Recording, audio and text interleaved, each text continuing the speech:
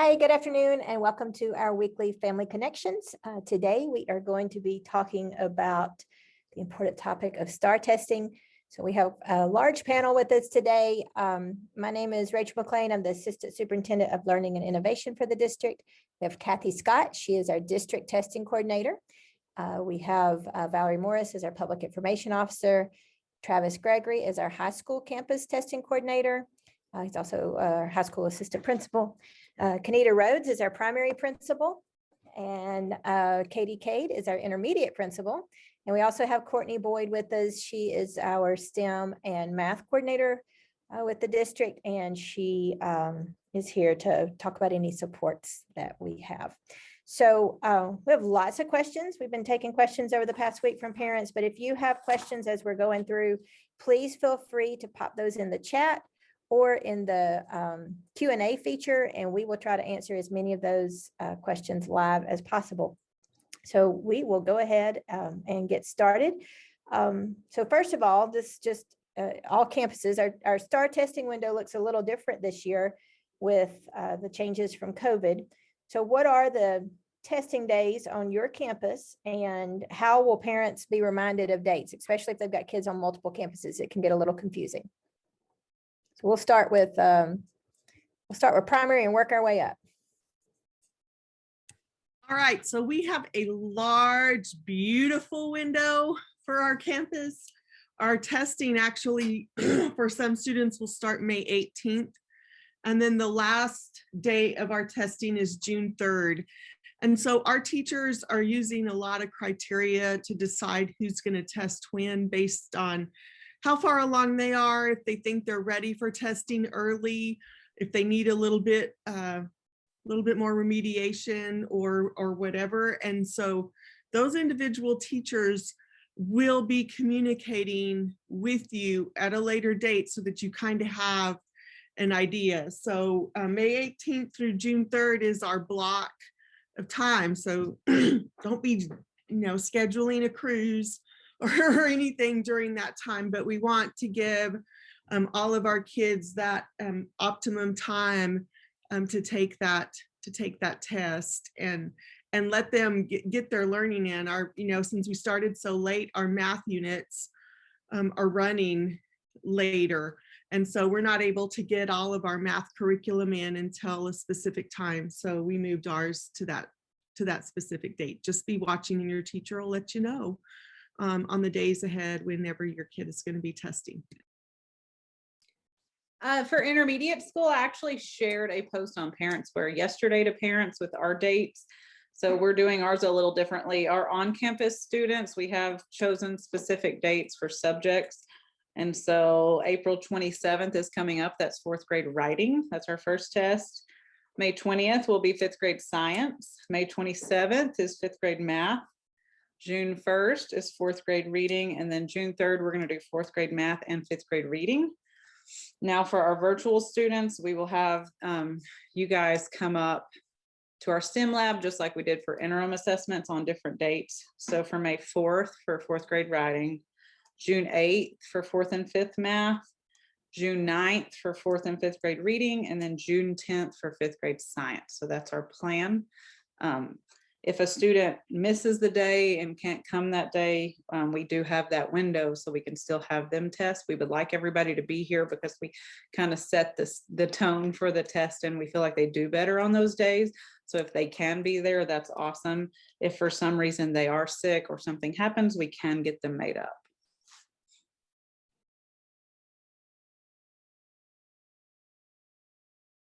High school? Sorry, I couldn't unmute.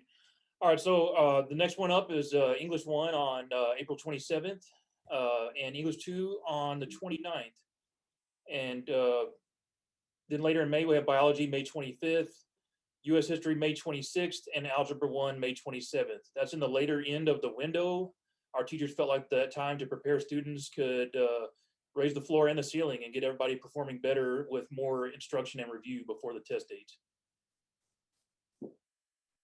Okay, very good. So we will be communicating through Parent Square with all of our parents, just reminding of testing days. So without the state using the A through F accountability ratings for schools, why is it still important that students take the STAAR test this year? And we could just, any of our panelists can jump in on this. So I think for the primary, our philosophy is that it's important for the kids to take the test because it's kind of like a benchmark. It allows us to see where each student is and where they should be by the end of third grade, so we know how to better serve them in the years that come, in fourth grade, whatever. And so even though we're kind of not held accountable as far as accountability for state and whatever, it does give us a good snapshot of the gaps that your student has and how we can help them. And so in that aspect, it's very important for them to take that test. Just to add to that, you know, our fourth graders currently did not test in third grade because of COVID. And so it's been a struggle for our fourth grade teachers are used to having that data to start the year, like she said, and they look at that to see where they need to go with their instruction.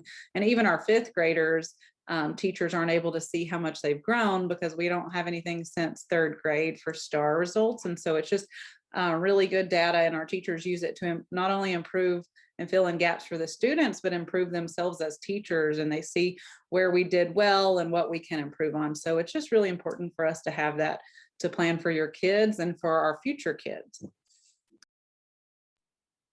And for high school, it's still high stakes for the students.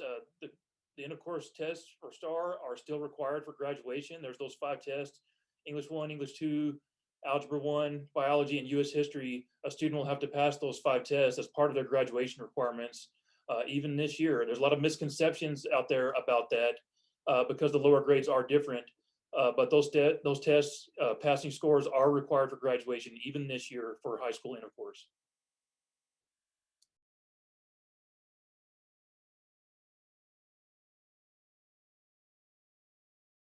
We can't hear you, Dr. McLean. Oh my goodness, I made it all this way without forgetting to unmute myself. We want to make sure we know where our students are academically so that we can better address our instructional plans for next year for sure. So as a parent, what are some of the things that they can be doing to get their student ready for the STAAR test? So we have some that have never taken a STAAR test, actually 2 grades, which are kind of unusual. So what are some things that parents might do? Speaking for my campus, our teachers, after our last, when we took those interim assessments, our teachers should have reached out to you. If they didn't, please let me know, and sent home things that you can be doing at home. A lot of our teachers specifically chose things like IXL assignments that you can have them practice on at night, because those things are skills practice, and it actually gives an explanation if they miss a problem, what they did wrong, just focusing in on those things that the teachers have targeted based on those results. Also, if they're supposed to be at tutorials, make sure they're going to tutorials as we prepare attendance. As always, it's very important that the kids are at school every day. I realize we've had a lot of reasons to be out this year, but if your kid is healthy and able to, the more that they can be at school all day and not pulling them out early is very, very important. I think encouraging good routines, just make sure the kids are getting good rest, nutrition, encouragement. You know, a lot of kids have test anxiety. Just encourage them to do their best, but getting a good night's sleep, not just the day before, but the weeks leading up to the test. Eating healthy can make a difference on their brain function, and that's a big part of it that people overlook. But you know, have those routines set for them and have them attend.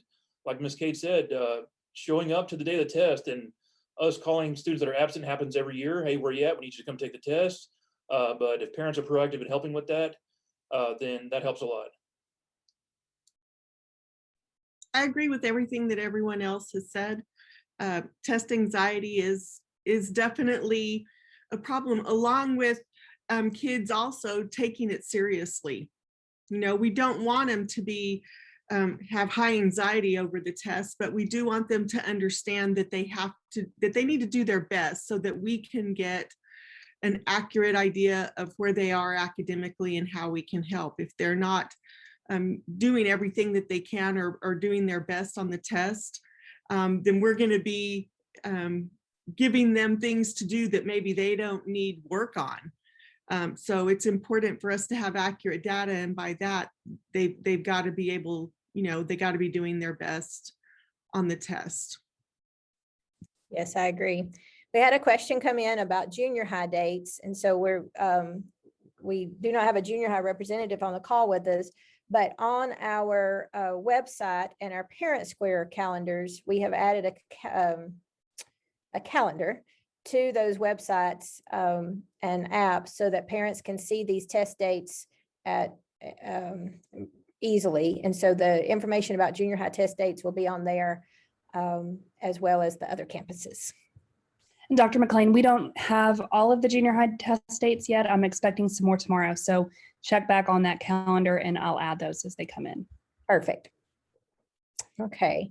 So summer retests. So typically in a normal year, we have retests for for 5th and 8th grade, as well as some of our high school retests. So those summer retests will not be happening for 5th and 8th grade. So there's only a one-time test window this year because of some COVID changes. But high school will have summer testing. So Mr. Gregory, would you like to talk about that? Yeah, so we're gonna keep pushing hard. I don't know what timeline we're gonna get the results back from our initial testing window, but we're gonna keep teaching them to the end to June 11th, and a really fast turnaround time then after that is going to be the STAAR test for the summer is in June 21st through 24th, that second week after we get out of our regular school year. And any students that are needing to retest at that time will need to attend summer school leading up to that to prepare for their retest opportunity. Okay. I am going to talk with Kathy Scott, our district testing coordinator, for a few minutes to make sure we get some of these questions in. And then we'll go back and talk about how we're going to use the data from testing and and how we've been preparing students all year long for a pretty significant change to testing, right, Kathy? We've traditionally done paper-based testing, and this year we have a change. And so what's that going to look like? Traditionally, we've done mostly paper-based testing, some online, especially through the past couple of years. But this year we will be almost 100% online. There's a few that will need to take paper tests, but most everyone will be online, which the students are used to that by this point. So shouldn't be a problem. And as far as technology and everything, we are ready to go with that in our district. Okay. So some of the STAAR test formats are changing, not just from a paper to an online. What are some of those coming changes to the STAAR test? By the 22-23 school year, the STAAR test will be completely redesigned to have not just multiple choice questions, but things like drag and drop, fill in the blank, lots of different types of questions to address just all different learning styles. We actually did some piloting of those tests for TEA this year and got to see a glimpse of those new test questions. The students seem to be satisfied with those as well. So moving away from just that basic multiple choice, that's one of the reasons we went ahead and wanted to pull the trigger on online testing so that our students would have this year to get adjusted to the testing environment that's coming from a full online test. Is that correct? Yes, and I was going to add that as well, that's going to be a state requirement by the 22-23 school year anyway. So it's good that we're already getting adjusted to that before it is mandated by the state. Okay. So as the district testing coordinator, we've had some parents that want to know what if they want to opt their student out of testing, and if their student is still attending virtually, are we going to test at home virtually? Okay, the first part of that is TEA says that there's really no opting out. So if the student is not here to take the test, they are just marked absent. So that they just didn't take the test, they're marked absent. And then no, they do not allow students to be tested virtually at home. That's why we've established special dates for the virtual students to come up and test in a smaller testing environment. But it is only, the STAAR test is only allowed to be given in person on a campus. Okay. So you kind of alluded to that, but I'm going to ask the question just to kind of reiterate it. This was submitted from a parent. Will my children need to come to school on STAAR testing days if I opt them out of the test? And if they are absent, are they counted as unexcused absences?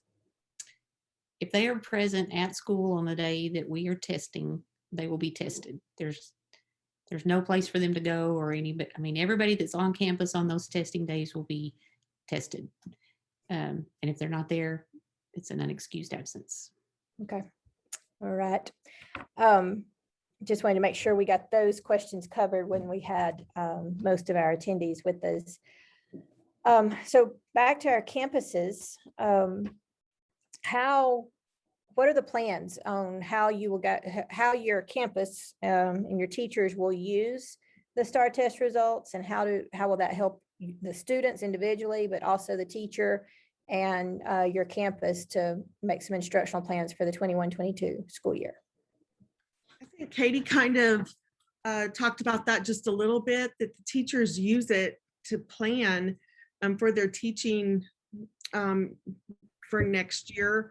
What did they do well with their teaching? What can they improve on?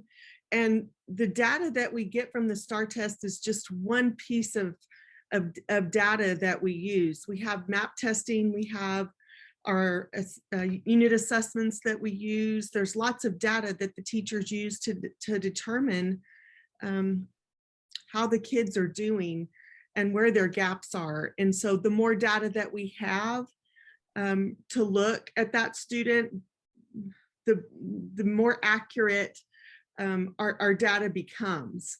And so by only having one piece, for instance, if your student doesn't take the STAAR test and all we have is map assessments or their unit assessments from second grade on, then the data is not as accurate, and we can't use that data to help them grow academically. And so we want all those pieces of data so that we can look and see what the whole picture looks like. That's our view at the primary school.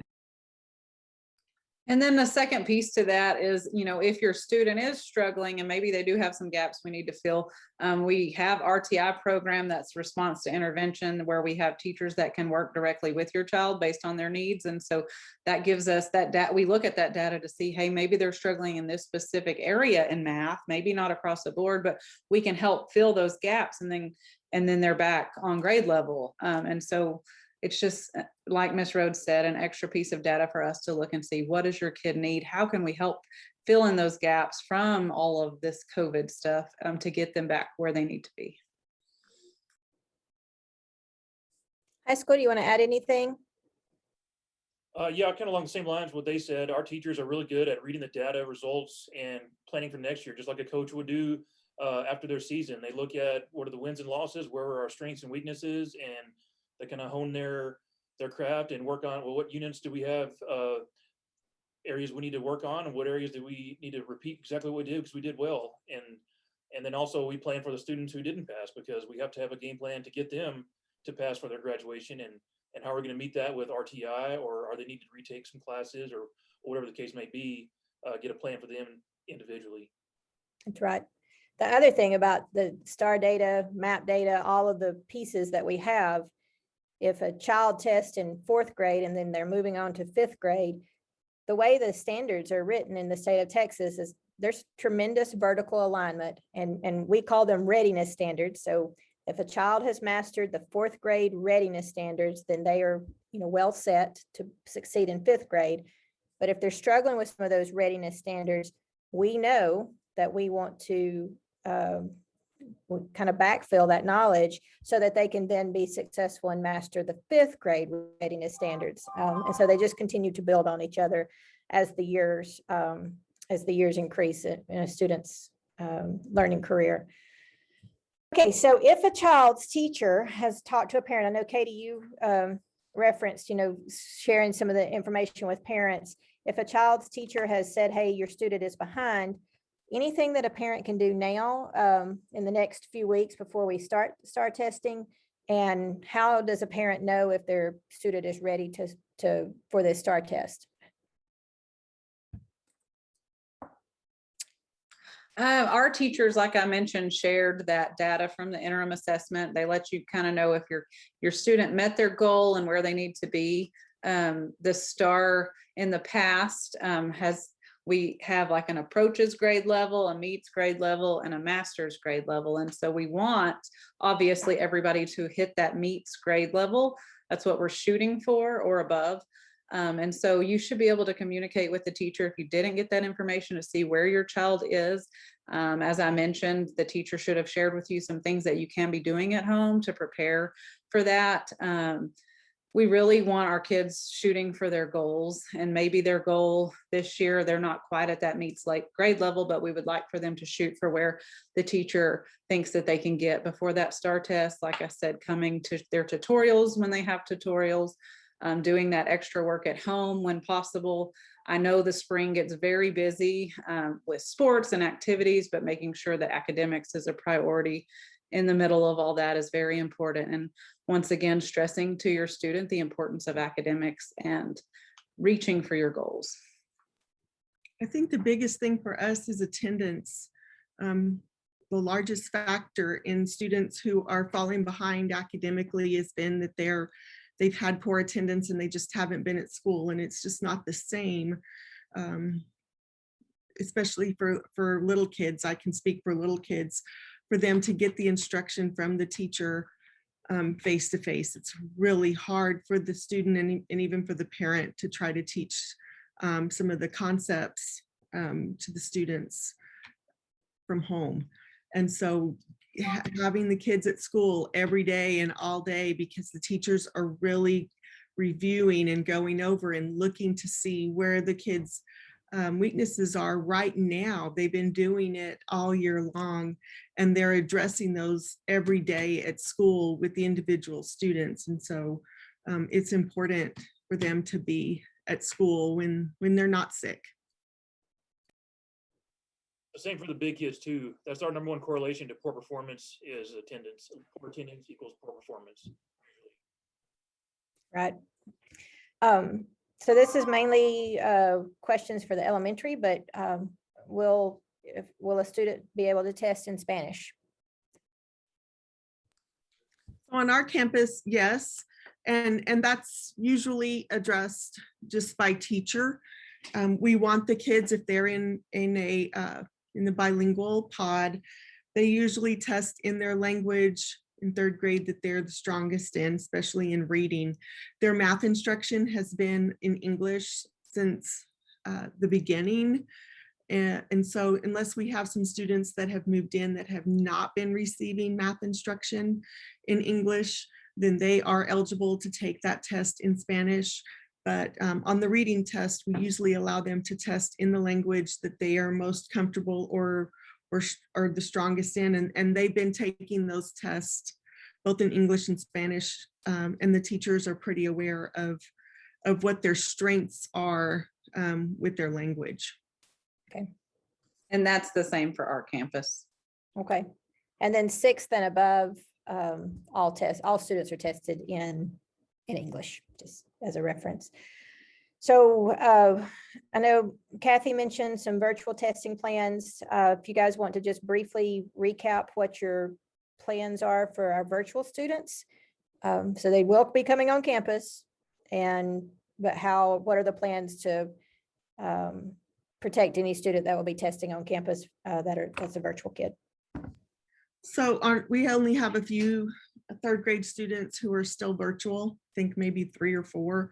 And so those will be, the teachers will let you know on the day that they will have that virtual test, and they will be secluded. They'll be in an area in the school where they are not exposed to anyone else, where, you know, everything will be sanitized, and they'll just come in, take their test on their own device. They'll have to bring their Chromebook with them with it charged and ready to go, so they won't be using a device from here at school. They will use their own, and they will take the test, and then teacher will let you know, and you can come and pick them up, and they will leave that area of the school and not be exposed to the rest of the area.